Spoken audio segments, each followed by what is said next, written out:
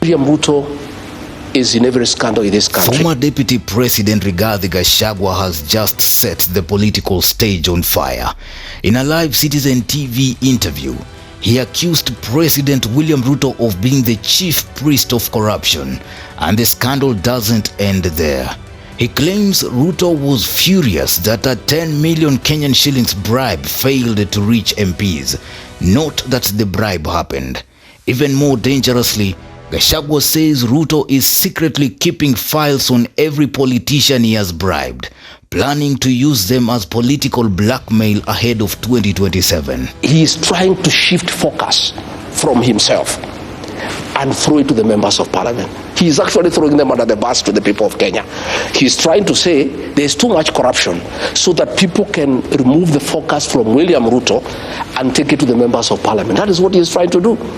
And I told these members of parliament, the minute this guy realizes that you are of no use to him and you are expendable, he'll throw you under the bus. Gachagua was clear and deliberate. He said there is nothing Ruto does without paying. He recalled how during a joint UDA-ODM parliamentary group meeting, Ruto dismissed MPs as corrupt. But Gachagua flipped the script. The president's anger, he claims, was because of a 10 million Kenyan shillings bribe didn't land in MPs' pockets. I share his views 100%, but he has no moral authority at all, absolutely none, to talk about corruption in parliament, because he's the one who has corrupted parliament day in, day out. William Ruto pays parliament for anything that he wants to happen. The finance bill, he paid members of parliament 200,000 shillings. They passed the finance bill. They were in trouble from the public. And when things backfired, he turned around and threw them under the bus. My own impeachment, the one you are trying to take me through again here, although I underwent that impeachment, I didn't think it was necessary for us to go through it,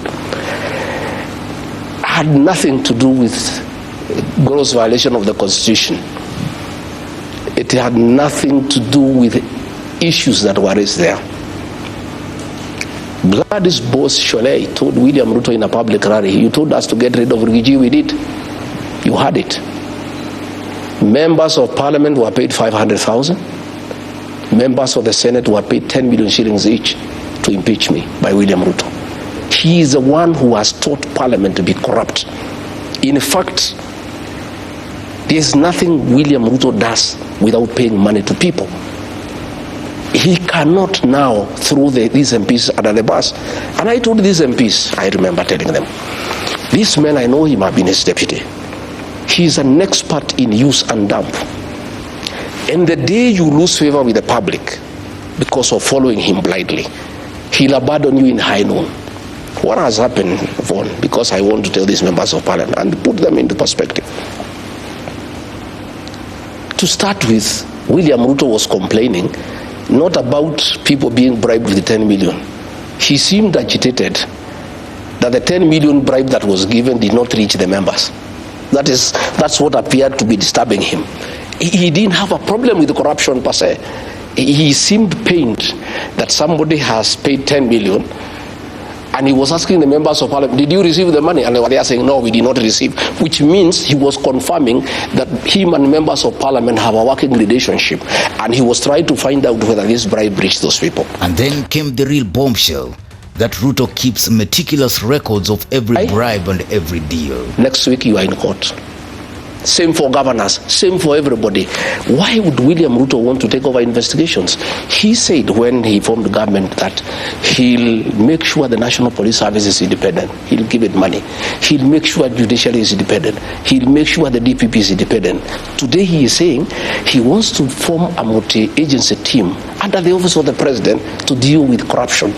I can tell you, and I want to tell these members of parliament, you will have to stick with William Ruto to the end.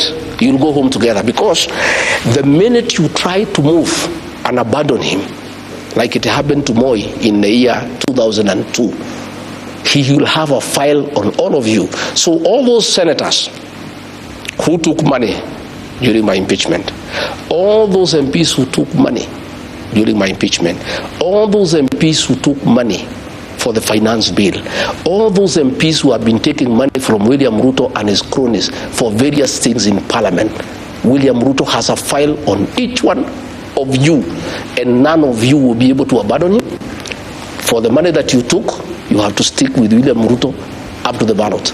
And you try, and you tell me you have seen already the EACC after William Ruto spoke. That is a script. You can see how good it is. The minute he spoke, the EACC said William Ruto has done that. That's done well. He says we have 4 governors now at the radar. And you see the governors at the radar. Kimani Wamatangi, because Noma, he doesn't agree with the Kimani Ichung'wah in Kiambu. So they are using that file to coerce him politically.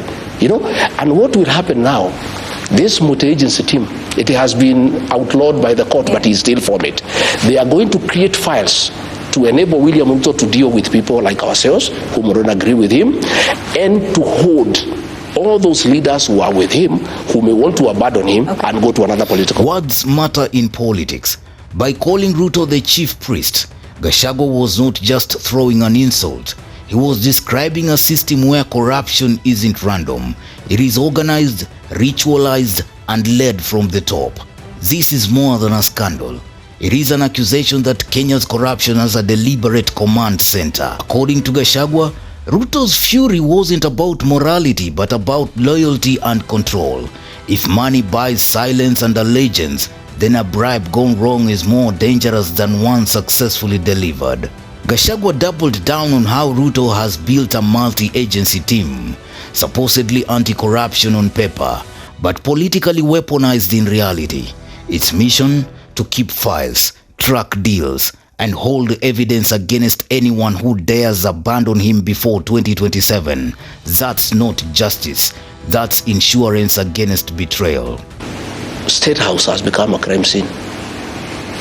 Last 2 weeks ago, 15,000 young people were there.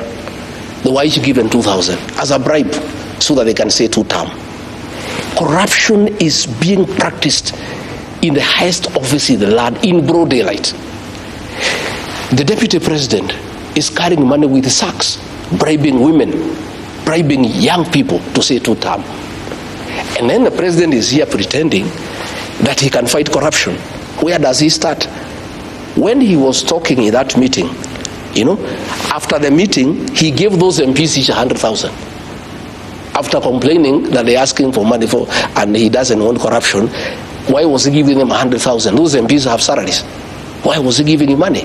So what I'm saying is, and Yvonne, when... If true, this is bigger than today's headlines. It means every politician who has ever taken money from Ruto is potentially trapped. Ruto could pull out receipts at will. It turns 2027 into a battlefield not just of ideas and votes, but of dossiers and secrets. And in a country where politics is already transactional, that threat is explosive. The irony here is sharp. Just a few years ago, Ruto and Gachagua were on the same ticket. Ruto needed a strong man from Mount Kenya, and Gachagua fit the role. Today, that alliance is rubble. After Gachagua's impeachment as deputy president, he has reinvented himself as Ruto's fiercest critic. This Citizen TV interview is not a slip of the tongue. It's a declaration of war. Will Parliament respond to these allegations? Will state agencies investigate or stay silent? Will other politicians confirm that they too were bribed? And most importantly, will this fracture UDA further or unite it against Gachagua? In fact, when you took break, people are sending me messages asking, what is this Yvonne is asking you? Ask her, we want to discuss about corruption. Because this is what is ailing our country. For Kenyans, this is not just political theater. It touches on the future of accountability, elections, and state power. Gachagua's accusations are both personal and systemic. They paint Ruto as not just corrupt, but as the architect of a machinery designed to buy loyalty and punish rebellion. Whether Kenyans believe him or not, the narrative is powerful. Corruption as ritual, with a priest at the altar. And in Kenyan politics, once you expose the priest, the whole temple begins to shake. What do you think? Do you believe Rigathi Gachagua? that President William Ruto is the chief priest of corruption in Kenya? Drop your comments. Newsroom, Maisha TV, Bushabi Jr.